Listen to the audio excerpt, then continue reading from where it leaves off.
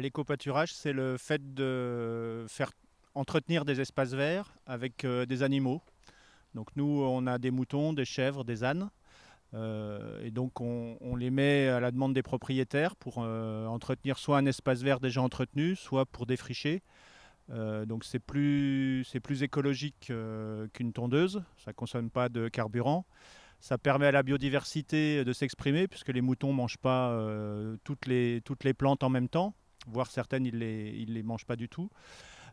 C'est généralement plus économique que de faire appel à une entreprise d'espace vert.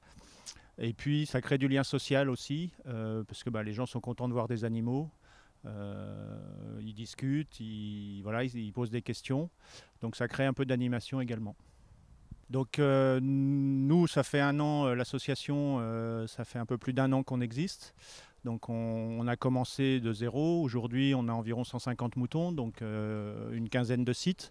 Et donc la commune de Talange nous a sollicité pour faire un essai. Donc ils nous ont proposé ce terrain-là qui est déjà clos. Les services techniques ont fait l'abri, ont branché l'eau.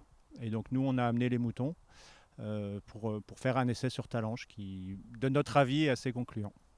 Alors on reste sur un site, on reste toute l'année, quand l'herbe pousse, donc d'avril à novembre. Sur certains terrains, on peut les laisser vraiment toute l'année parce que nos animaux sont très rustiques et ils peuvent passer l'hiver dehors à condition qu'il y ait un abri. Donc ici, on voit cette année où c'est un peu sec qu'il va manquer d'herbe, donc on va les enlever quelque temps, laisser l'herbe pousser et les ramener. On va les mettre dans un autre parc où il y a de l'herbe actuellement. Notre premier site, ça a été à Nord-Walvener, en fait, qui était plutôt un site qui nous a permis de démarrer, puisque c'est un agriculteur qui a des terrains en friche et qui veut en faire des vergers. Donc il n'y avait pas une obligation absolue d'entretenir très vite.